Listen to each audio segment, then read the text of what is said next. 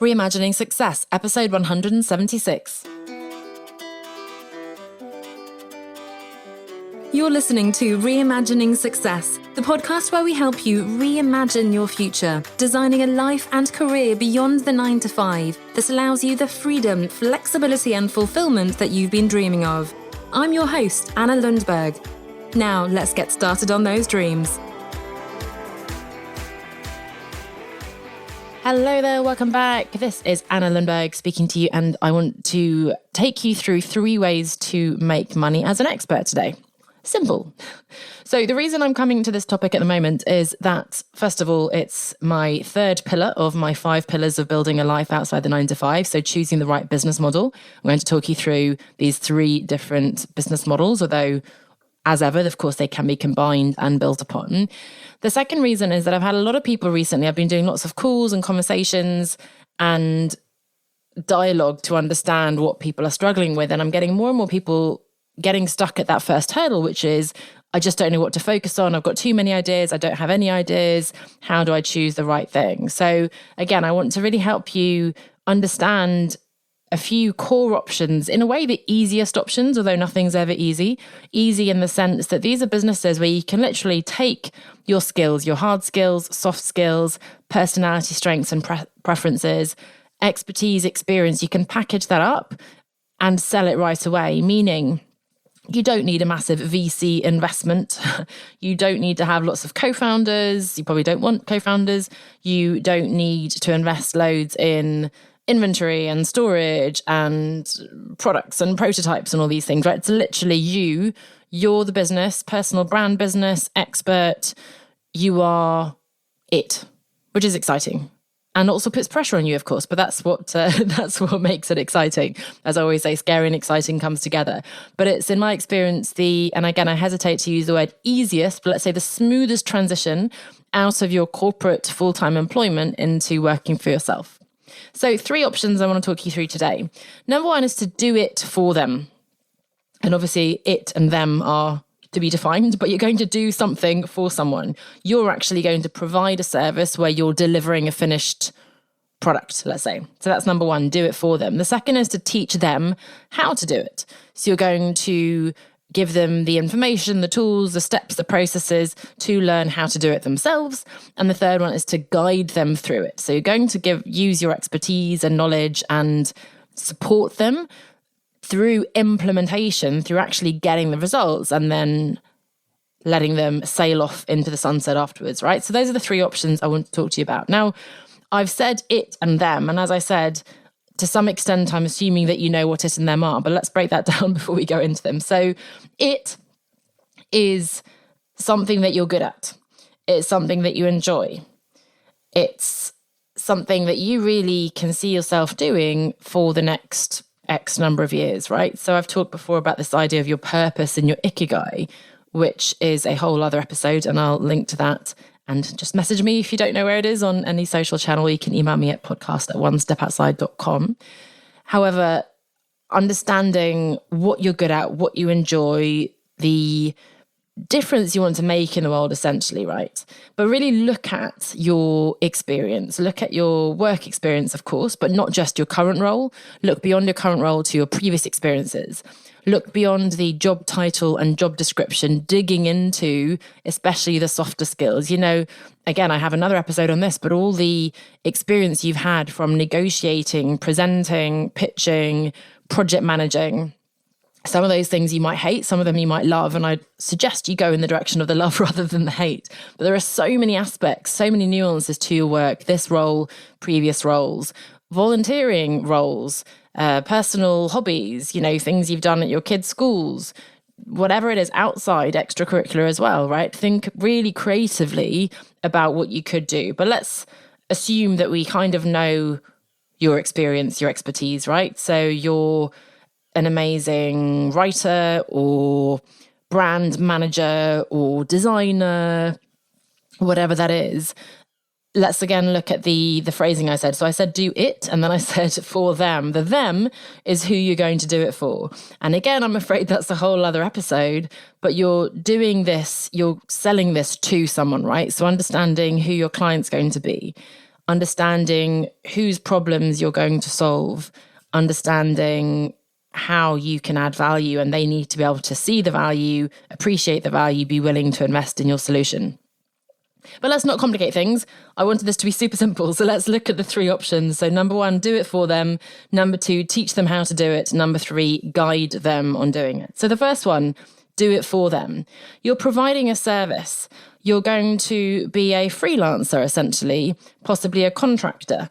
You'll be a freelance designer, copywriter, brand strategist. You're actually delivering a piece of work, a logo, a brand kit, a blog post, a set of emails, copy for somebody's website, a brand strategy pyramid, a content strategy, whatever that is, right? You're providing that service. In fact, virtual assistants, admin services could go in there too, right? So you're providing a service. And in fact, again, using that word a little bit tentatively, easy, this is the easiest thing to do first. You start by actually doing it for them. You just offer, hey, I can do this for you. So something you were doing in your job before, you can now do it for external clients. This assumes, again, not to complicate things, but this assumes that either there's not a conflict of interest, of course, with your current job, or you've left your job. But I'm saying, again, in simple terms, you can deliver this for someone externally. Secondly is teaching them how to do it. So teaching them is something that a lot of people jump on, but in the form of, let's say, delivering a course or even an ebook or a guide or something. But really, obviously, a course is the thing that's going to, with multimedia, video, audio, PDFs, whatever, guide people on really learning something. That's great. However, generally, because you're just providing that information, you're not getting involved, you're not necessarily giving them tailored support, it's not really your time, hence the attraction for you. That means probably that the price is going to be lower. Their results aren't going to be as impressive because there are stats on, how many people actually start a course, let alone finish, and unfortunately they're not very good. But you can teach them how to do it. So you can teach early stage startups, entrepreneurs, solopreneurs to do their own social media graphics. You can actually then sell them templates, right, that they could use in Canva, let's say, a free tool where you can design and do your social media posts, let's say Instagram or whatever. You can teach them how to do a simple ebook, in fact. So you can teach them how to do something. And that could be live. In fact, it doesn't have to be pre-recorded. It could be completely self-directed on the membership site. You could go via an existing course platform where you put your course and it gets sort of sold for you. But that's the second option, teaching people how to do something. And then the third one is guiding them, meaning more the consulting, coaching area. Again, you're really focusing on implementation. You're setting them up for success. So if you're going to sort of slice this, I guess, in a poetic way, let's say, number 1, do it for them. That's done for you, right? Done for you service. Number 2 is done by you. And number 3 is done with you. That's the one, isn't it? So done for you, done by you, and done with you. The you being the client. Now, of course, you could do all 3. And it's easy to go, oh, why can't I do all 3? Of course you can. You just can't do them all 3 right away. So I would recommend that you start with actually done for you. Then you upsell to done with you. So look, I can do it for you, but actually I find that it's much better to involve you in the process. So let's have a brainstorming, a creative brainstorm. Let's have a workshop with your team. I'll provide you the framework. I'll give you exercise. We'll come together. We'll refine and so on, right? So done with you. And then you can downsell to a course where if they can't afford to pay you to do it, or they can't afford to pay you to work alongside them, then they can actually learn how to do it themselves. And they could be different audiences, of course, but that's a pretty good ecosystem of products you've got there. So to make this a little bit less sort of theoretical and conceptual, when I left my job, I call myself a marketing consultant, but effectively I became almost like a contractor, a freelancer, because I'd come into the corporate roles I was doing to do the digital strategy, the training. I designed the trainings, I ran the training workshops. I oversaw and managed the website restage, redesign, relaunch, e-commerce launch, and so on for clients. Then I gradually moved into a more coachy role in marketing that was more virtual, more online, smaller scale, where I was very much doing the done with you, just checking in there, done with you. I don't know why that's so hard. Done with you, meaning that I was doing exactly as I just mentioned now. I was saying, okay, this is the brand framework. These are the questions I want you to answer. Let's go through it and then come back and I'll give you feedback. Is that clear enough? Is it distinctive versus your competition and so on, right? Ultimately, I then moved into more of a personal development, careers focused area with my coaching. And then now, as we record in March, April 2022, I am finalising, and hopefully, in fact, when this episode gets up, it will be ready. I'm finalising a self-directed course, which is finally, after many years of building an audience and honing my process and so on, is going to really consolidate and bring together the things I have been teaching, the things that I have been coaching people on, the things that I've been using in my own business and life. So I hope that kind of populates the model, as it were. So again, starting out by delivering a service, then possibly moving into, okay, I'm not just going to deliver it, I'm actually going to support you in terms of implementing it longer term, and then ultimately perhaps downselling to teaching. So I hope that's clear. I feel like I went off a little bit conceptually there again. It was supposed to be super simple. 3 ways to make money as an expert. You can do it for them. You can do the service for them. You can teach them how to do it, or you can guide them how to do it. So how do you decide what to do? Again, you can longer term, and it might even be a good idea to longer term do all 3, but you want to prioritize and start with one. I'd really spend at least a year on the first and then, move into the second and third and so on. So really think about, again, what you're good at and what you enjoy. And this is not just the subject matter. So it's not just, I like to write, I like to design, but really thinking about how you're going to deliver it. So do you really enjoy working closely with people alongside them, seeing the project from start to finish? Then, probably you're going to want to do the done with you, because that's me coming into the office. I'm part of the team.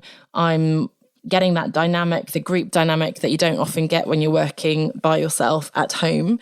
And you're really following it from A to Z, right? The project. And in fact, with companies with B2B, that's a great model as well. You come in and support them, and then you can even upsell them to ongoing implementation and so on. If you love working from home, you want to be, very flexible in terms of when and how you work and so on, then possibly the done for you. Somebody briefs you, you have a call, then you go off and do your thing, and then you come back, you deliver it, boom, done.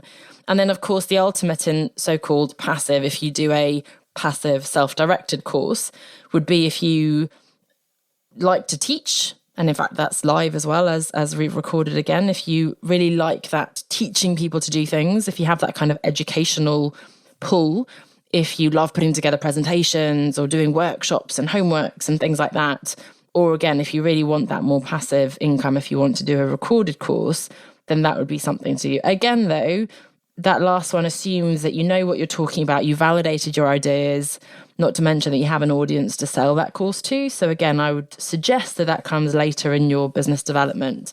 But really think about, again, okay, I can do the interior design for you. I can support you, guide you on making the right choices and be there for you through the process, or I can teach you how to do it. So let me know what you think of that. If you have any ideas in terms of what you'd want to do, if you have any follow-up questions, which I'm sure you do, again, you can get in touch on any social channel. Join us over in the Facebook group, where we're going to be doing deep dive trainings on these topics as ever. And of course, you can always reach me at podcast@onestepoutside.com. So I hope that was useful. 3 ways to make money as an expert. Again, the so-called easier ways, the smoother ways of transitioning out of your corporate job and into monetizing that business right away. Thanks so much for listening. I'll see you next week. Bye for now. If you'd like to create your own transition story and escape the 9-to-5 to work for yourself, then come and join us over in the Business Incubator. This is a comprehensive online program and community designed to give you the roadmap that you need to help you figure out what you really want to do, come up with a workable plan, and take the right steps to achieve it. Read more and join us over on onestepoutside.com/9 to 5. That's onestepoutside.com/9 to 5.